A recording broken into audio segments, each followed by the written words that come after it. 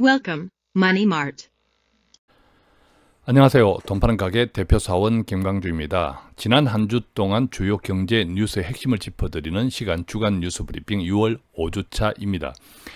오늘은 크게 두 가지 것들을 좀 나누고자 하는데요. 서울 아파트와 삼성전자입니다. 아파트 가격에 대해서 많은 분들이 다 알고 계시듯이 재건축 초과이익 환수제에 이어서 보유세에 대한 개편안, 또한 공시 가격 인상에 대한 이야기 등등으로 해서 특히 또 아파트 가격에 크게 외부적으로 영향을 주는 금리 인상이라든지 국내 경제가 좋지 않죠. 이런 등등 때문에 전반적인 아파트 가격이 많이 하락하고 있습니다. 그러나 제가 말씀드리는 것은 아파트가 아니라 서울 아파트입니다. 제가 아파트 부분에 대해서 여러 번 말씀드릴 때 꼭 제가 서울 아파트라고 찍어서 말씀드리는 것은 서울 아파트는 일반 아파트가 아니라 그냥 상품입니다. 물론 이렇게 서울 아파트 가격도 최근 들어 하락폭이 깊어지는 지역도 있고 또 반대로 상승하는 지역도 있습니다. 통틀어 이 서울 아파트가 앞으로 어떻게 방향이 잡힐까, 이런 내용들을 오늘 좀 이야기 나눠볼 거고요. 두 번째는 삼성전자입니다.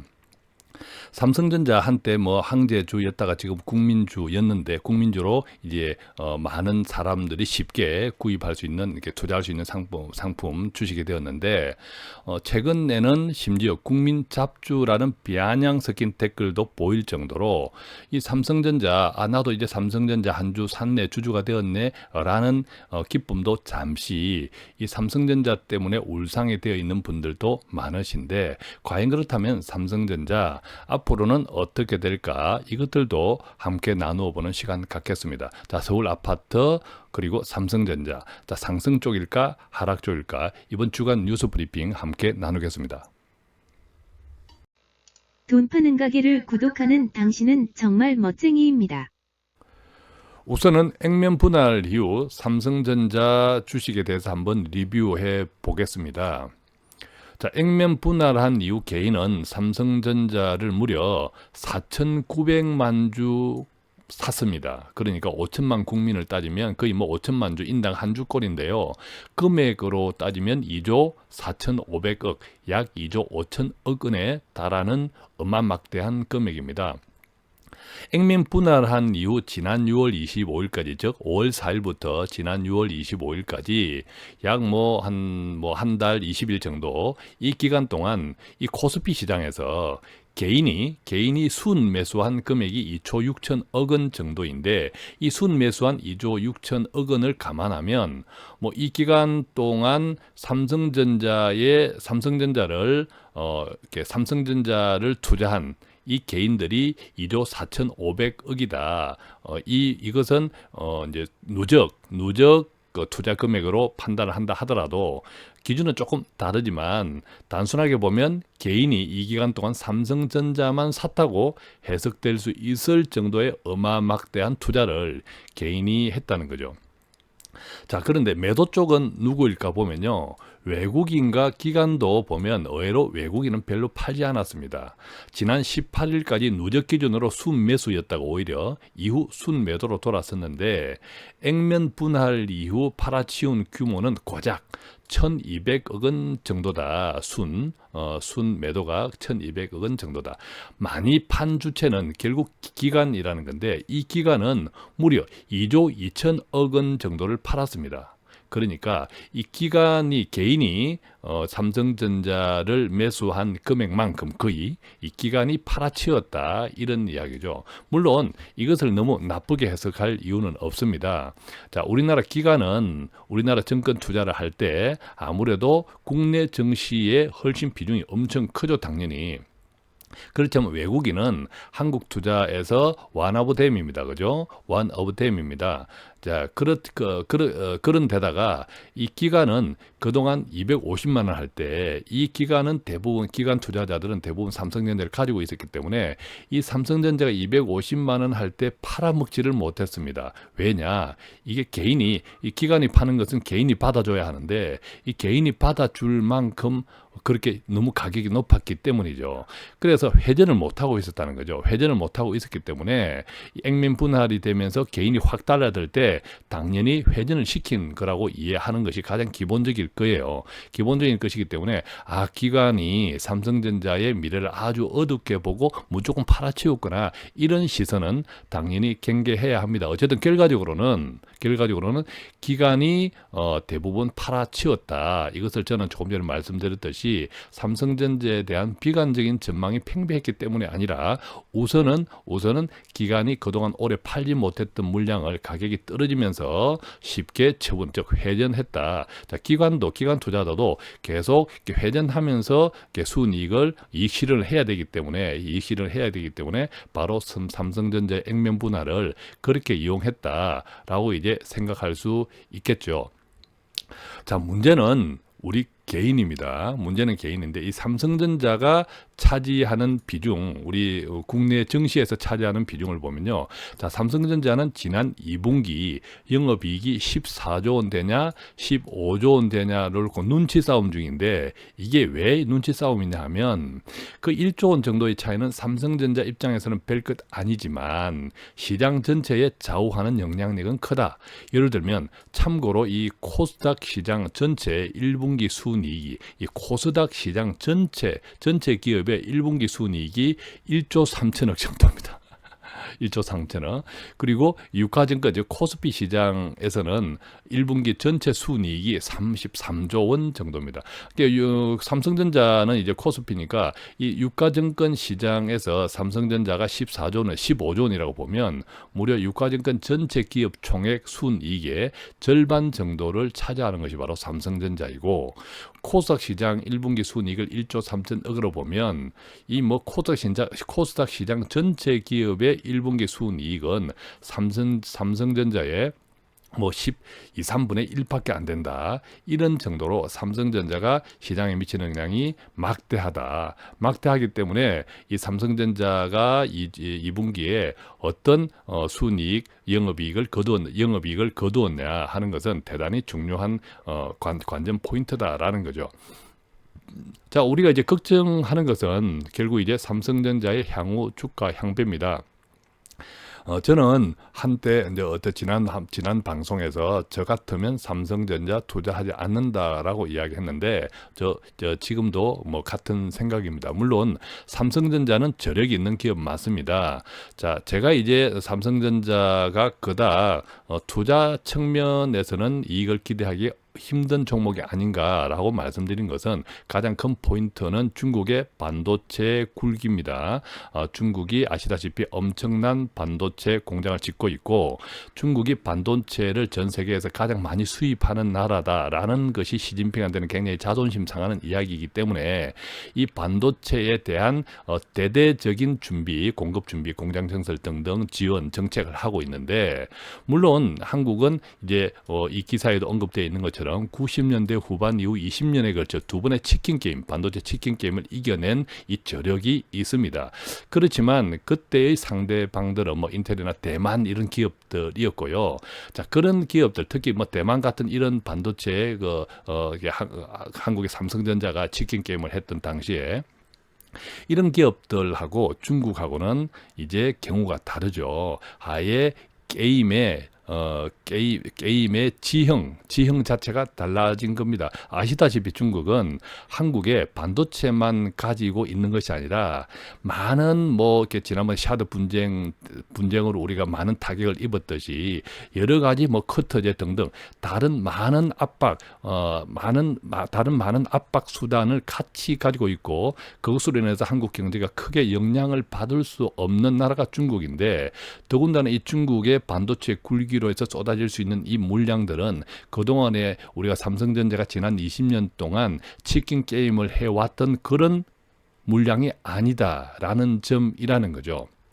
물론 만만하진 않겠지만 제가 보는 관점은 그렇다고 지금 주가 수준에서 투자자들이 정말 투자 이익에 눈에 보이는 느껴질 만큼의 체감할 만큼의 투자 이익을 기대할 수 있는 종목은 아니다라고 그렇게 이제 이해하는 거죠. 자, 외국인과 기관이 삼성전자를 비관적으로 보아서 매도 이렇게 엄청난 물량을 매도한 것이 아니라고 제가 말씀드렸죠. 우선순위는 회전이었습니다. 이익 실현 회전이었는데 또 반대로 외국인들은 삼성전자에 대해서 상당히 오히려 뭐 매도가 뭐 비등할 정도로 그런 포지션을 가져갔다라고 하는 측면은 삼성전자가 결코 만만치 않은 회사다라는 것을 또 반증하는 측면이기도 합니다. 다시 한번 말씀드리지만 제가 이야기하는 것은 이 삼성전자에 대한 투자 이익을 우리가 체감할 정도로 기대할 정도는 아니지 않겠는가 하는 이야기를 이제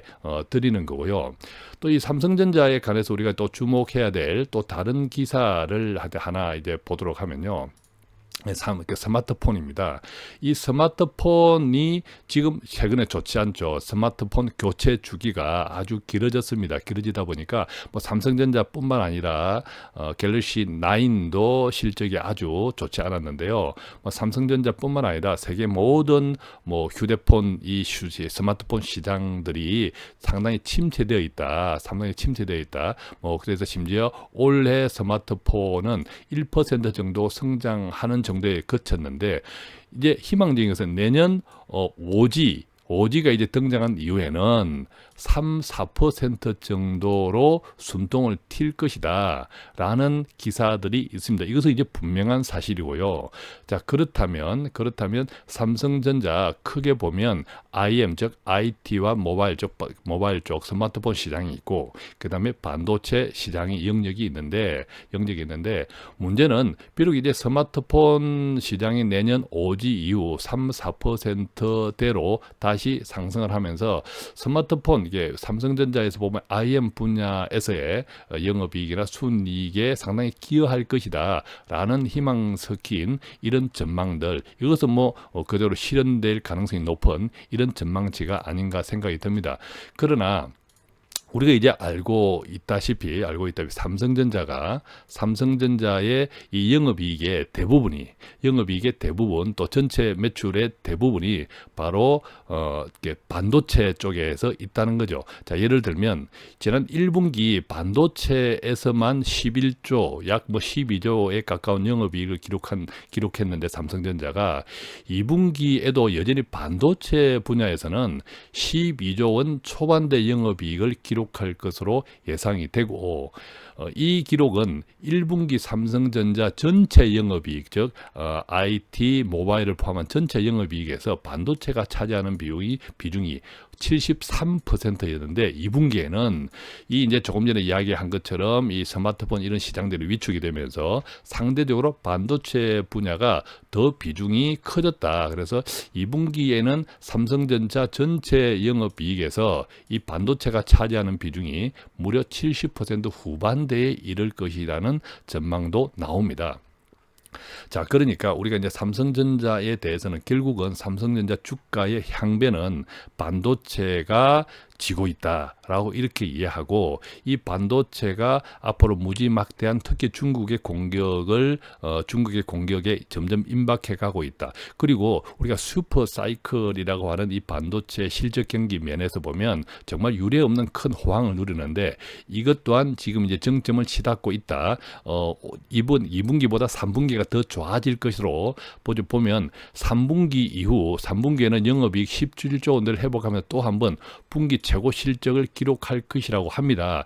그 중요한 원인이 반도체 업황 호조, 그 다음에 하반기 신제품, 스마트폰 출시 이런 등등에 맞물리면서 IM 분야와 디스플레이 부분도 실적 반등할 것이 합쳐지면 3분기 삼성전자 이익은 2분기보다 더 많아질 것이다. 이렇게 전망을 하지만 그것이 또한 아까 말씀드린 대로 반도체 분야가 70%를 넘어서 있고 이 반도체 슈퍼사이클의 거의 정점으로 치닫고 있다는 것을 감안하면 삼성전자에 대한 우리가 체감할 만큼의 투자 이익은 뭐 기대하기 힘들지 않는가라는 것이 삼성전자에 대한 저의 생각입니다. 저도 삼성전자 우리 한국을 대표하는 기업이고 주식 종목이지 않습니까?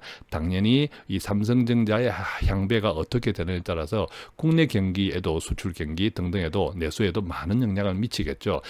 그래서 저는 이제 삼성전자가 지금까지 반도체와 이 IT 분야에서 뭐 이렇게 실적을 이끌어 왔다면 이제 이 이후에 정말 차세대 무언가에 대한 그게 뭐 전기 자동차 분야도 괜찮고 무언가에 대한 뚜렷한 이 비전을 제시하면 좋겠는데 아직 그런 것들이 보이지 않는 점이 또한 한편 걱정스럽기도 합니다. 돈 파는 가게 단골이 되시면 매일매일 신선한 돈 되는 정보가 배달됩니다. 두 번째 이슈는 이제 서울 아파트입니다. 자, 이 기사를 제가 먼저 가져왔는데요.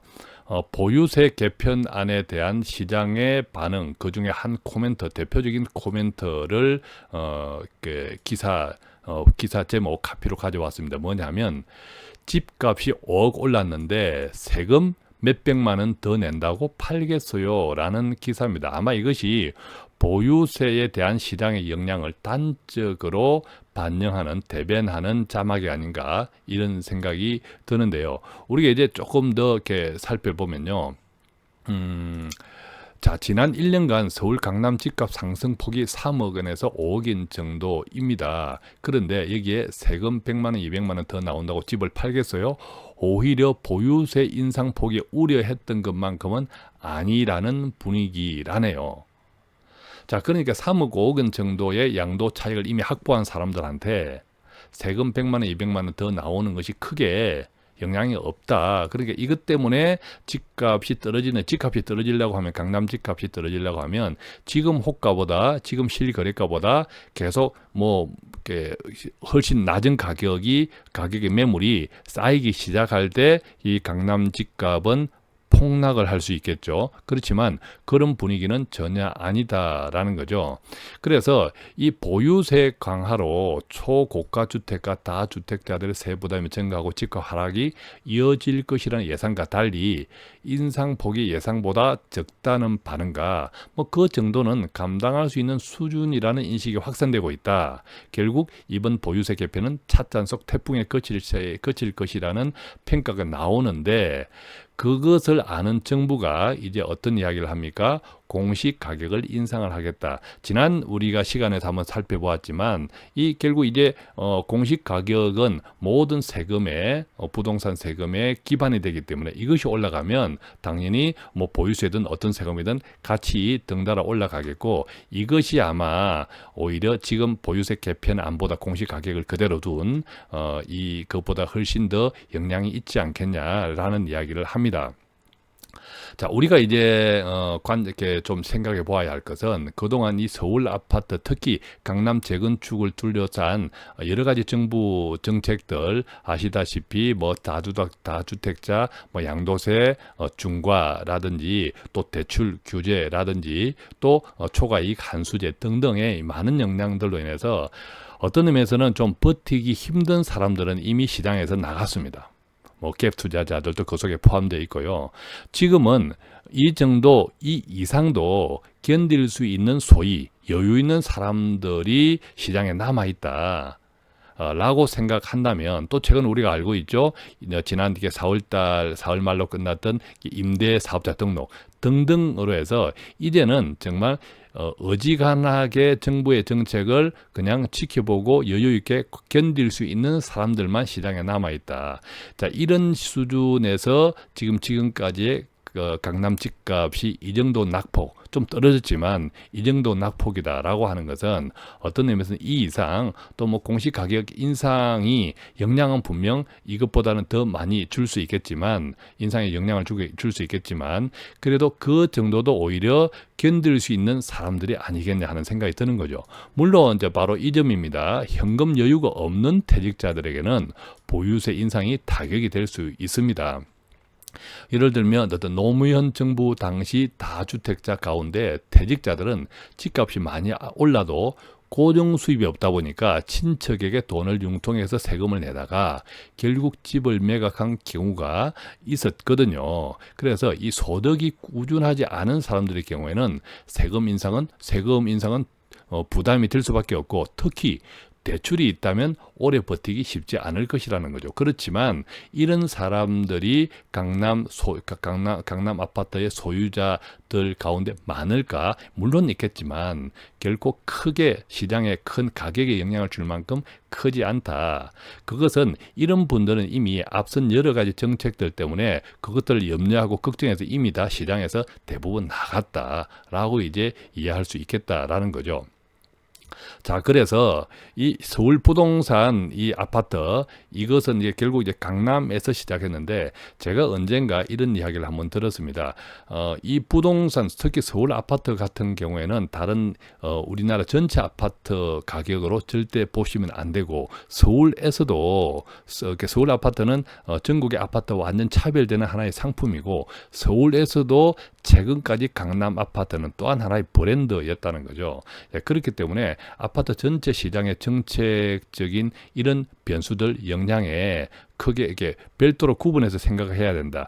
최근 나왔던 초과이익 한수제 같은 경우에는 정부에서 사실은 강남 재건축, 그동안의 강남 집값을 이끌어왔던 강남 시장에 딱 목표로 해서 던졌던, 내놨던 정책이지 않습니까? 자, 그래서 제가 지난번에 이런 이야기를 드렸죠.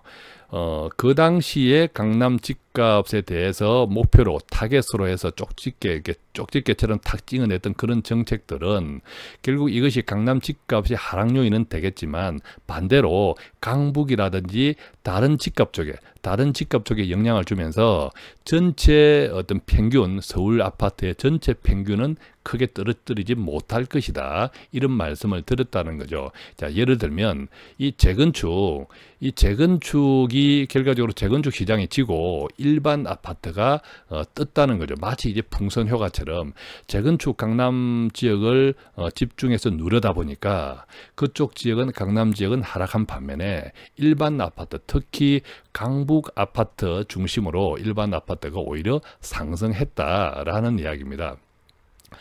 이것이 이제 지난 6월 22일자 이렇게 보도 자료인데요. 이거 보면 서울 주요 지역 주간 매매 가격 변동률을 보면, 송파 강남을 제외하고 나면 다른 지역들은 오히려 올랐습니다. 다른 지역들은 오히려 올랐다는 이렇게 그래프를 보고 있는데, 이것이 곧 우리가 이게 강남 아파트, 서울에서도 강남 아파트와 강남 아파트와 비강남을 구분하고 있는 아주 두드러진 이런 조금 전에 이제 그림인데, 이 현상이 결국 서울 강남 아파트 부분은 좀 숨을 주겠지만 비강남권 지역의 주택 가격을 오히려 올렸다. 이 이야기는 절대적으로 서울 아파트 자체가 여전히 사람들한테 매력이고, 지금 서울 아파트를 구입하는 사람들은 지금 여태까지 쏟아진 많은 정책들을 충분히 견뎌낼 수 있는 사람들이다. 예를 들면 대출 규제가 있지 않습니까? 그럼 대출 규제가 대출을 받을 수 있는 폭이 크게 줄어들었는데도 이것을 투자할 수 있는 사람이라는 것은 과거에 갭 투자했던 사람들이 아니라 실수요자들이 많다. 지금 서울 아파트들에 대해서 투자 이익을 기대하면서 갭 투자하는 사람은 많이 없다. 거의 없다고 해도 뭐 과언이 아닌데, 그렇다면 서울 아파트라는 하나의 상품가치, 또 서울이라는 상징성, 또 제한된 이 공급 물량 때문에 이제 이 서울 아파트를 사야겠다라는 실수요자 중심의 사람들이 훨씬 많다라고 보면, 자, 투자 목적이 아니라 실수요자들이 많이 시장에 진입하면 시장 변동성, 가격의 변동성은 훨씬 떨어질 수밖에 없다. 뭐 이렇게 이제 이해할 수 있겠죠. 그래서 사실 이제 거래는 급감했습니다. 거래는 한 80% 급감했는데 아직도 집값이 버티는 이유, 그것들을 조금 전에 말씀드렸던 그런 등등으로 이제 이해할 수 있겠는데, 이제 이 거래량이 급감하다 보니까 이제 앞으로 향배에 대해서 3, 4개월 뒤에 본격 하락을 시작할 것이다. 더구나 이제 공시 가격 인상까지 덧붙여지면 또 이제 금리 인상이 조금 더 이제 본격화되면 앞으로 이제 서울 아파트들은 추세 전환은 뭡니까? 아주 지금보다 하락폭이 깊어질 수 있다. 그래서 아파트 값이 대세 하락기에 접어들었다고 해도 이 거래량 감소가 가격 하락으로 이어지려면 3, 4개월 정도 시차가 나타나기 마련인데 지금 거래량이 80% 정도로 뚝 떨어진 것은 이제 3, 4개월 뒤에는 지금보다 더 큰 가격 하락이 있을 수 있다. 이런 이야기를 하는 거죠. 저는 그렇지만 앞서 이야기 드린 그런 몇 가지 이유에서 서울 아파트는 설령 가격 하락이 조금 더 지속될 수 있을지언정 우리가 일반적으로 이야기하는 폭락 그런 수준은 아니다라는 생각을 가지는데 이 이야기는 제가 이 서울 아파트 부분에 대해서 몇 차례 언급할 때마다 똑같은 비슷한 이야기를 드린 기억이 있는데요.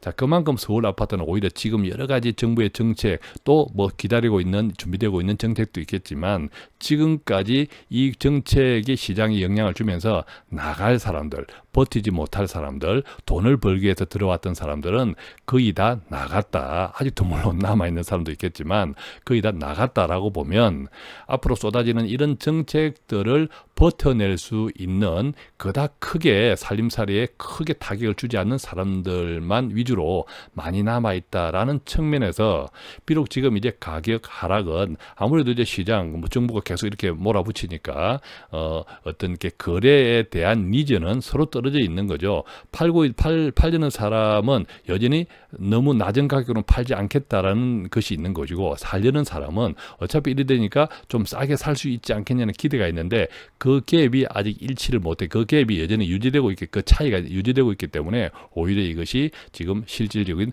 거래량 하락으로 나타나지 않는가라는 생각이죠.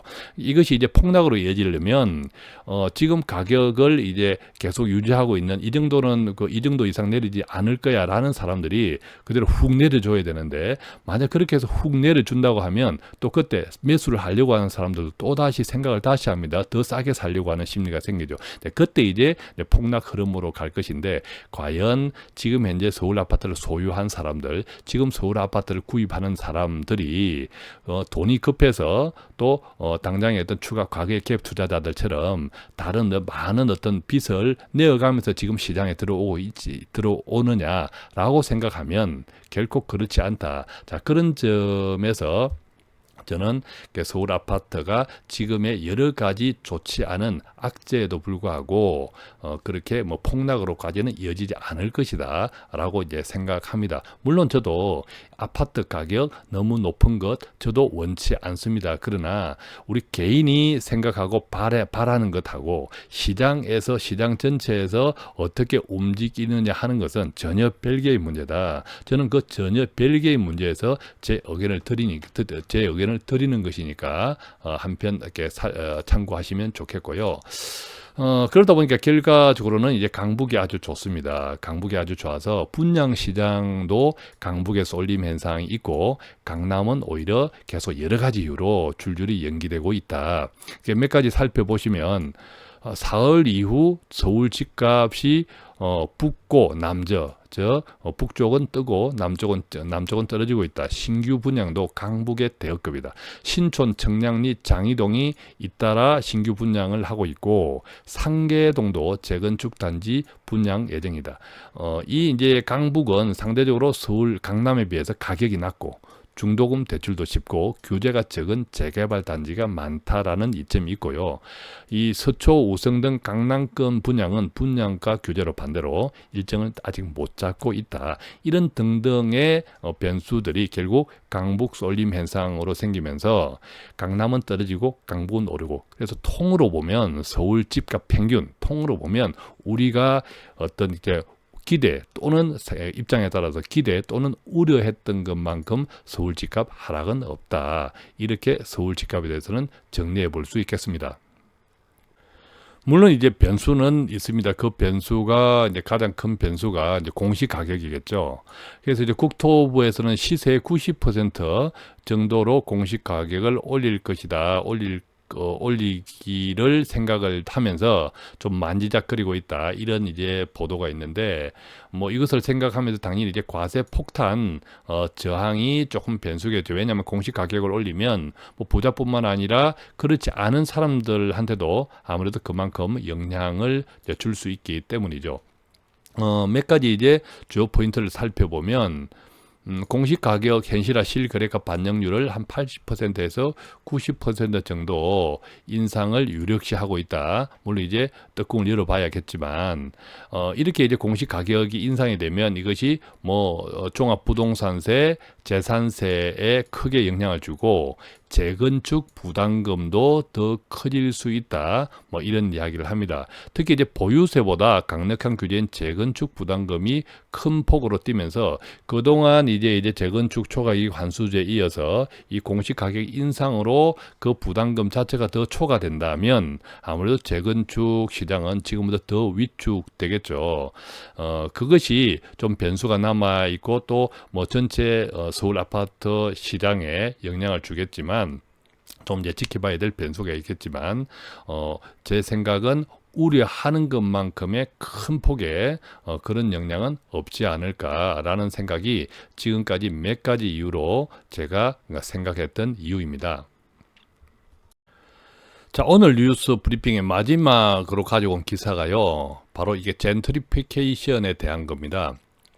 젠트리피케이션은 우리가 아시죠? 어떤 내용이냐면 어떤 뭐 극단적으로 이야기하면 낙후된 지역이 재개발되면서 이렇게 상가들이 많이 들어오고 그것으로 인해서 그쪽 지역이 북적북적 사람들이 북적북적해지면서 그 지역 장사가 잘 되고 장사가 잘 되는 틈을 타서 건물주가 그 임대료를 뭐 월세를 큰 폭으로 올리니까 그 지역을 부흥시켰던 주인공들, 즉 상가 장사하시는 분들이 할 수 없이 쫓겨나게 되는, 결국 공은 장사하시는 분들이 세웠는데 그 실질적인 큰 이익은 건물 주인이 독차지해 가는 이런 것들 이제 젠트리피케이션이라고 하는데, 이게 이제 여기에 이제 제가 가져온 기사 제목은 서울 가로수길은 썰렁한데 로데오는 북적인다, 이 이야기를 하고 있습니다.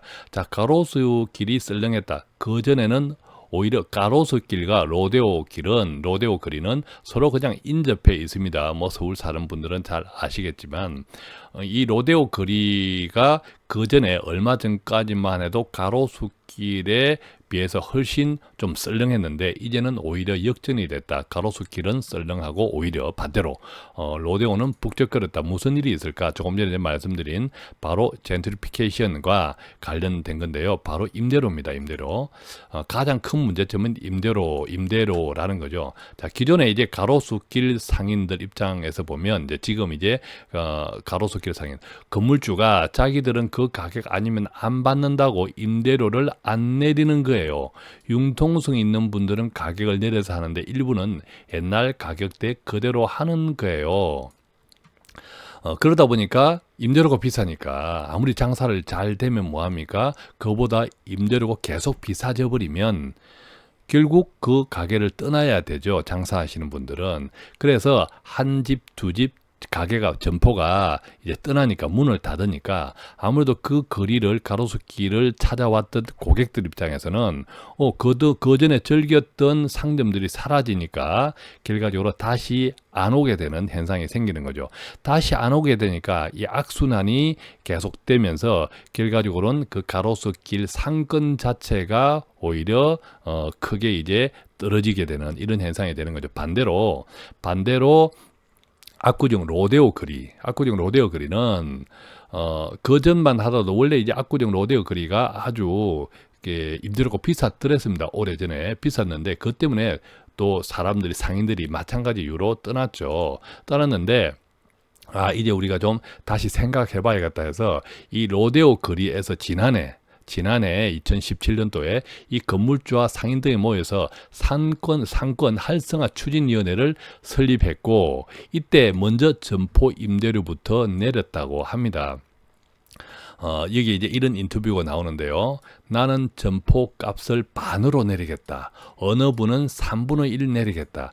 거기에 점포가 전부 들어와서 차서 장사가 되고 그러니까 옆에 있는 사람들, 즉 내리지 않은 사람들도 당연히 영향을 받게 되더라라는 거죠. 왜냐하면 자기 점포는 비니까. 그죠? 비니까 영향을 받더라라는 거죠. 자, 그렇게 해서 결과적으로 임대료가 내려가니까 자연스럽게 상인들이 찾아오기 시작하고 그 지역을 방문했던 손님들조차도 여러 가지 먹을거리, 볼거리, 즐길 것들이 풍성해지니까 한번 왔던 데를 다시 또 오게 된다. 이런 현상 때문에 결국 이제 상권이 비슷한 지역인데 지리적으로는 비슷한 지역인데 그 전에 최근까지 로데오 거리가 떴다. 최근까지 가로수 길이 떠 있었는데 이제는 가로수 길이 지고 오히려 로데오 거리가 활성화되고 있다. 이런 이렇게 시비가 서로 엇갈리고 있다고 합니다. 여기서 우리가 정말 주목해야 될 것은 뭐 서울 아파트 값도 좋고 건물 값도 좋은데 뭐 조물주 위에 건물주라는 표현도 있는데 우리가 올해 정말 자신의 이익, 우리가 상생이라고 그러죠. 길게 그 위에 배를 가르지 말고 그 이익을 오랫동안 항류하려고 하면 서로 공생해야 한다. 특히 이것이 이제 건물값, 특히 이제 가로수길과 로데오길에 대한 이런 대표적인 변화, 이것들에 대한 증거가 아니겠느냐. 그래서 우리가 이제 부동산은 정말 이 장사도 그렇고 또 공장이나 이런 제조 쪽도 그렇고 많은 산업의 원가를 가장 고정적인 원가를 구성하는 종목이 바로 부동산 가격이거든요. 그래서 부동산 가격의 상승으로 인한 이익도 좋지만 이것을 자꾸 개인적으로 자꾸 누리는 쪽으로 욕심을 계속 내다 보면 결과적으로는 전체가 다 공멸해지는 이런 영향을 줍니다.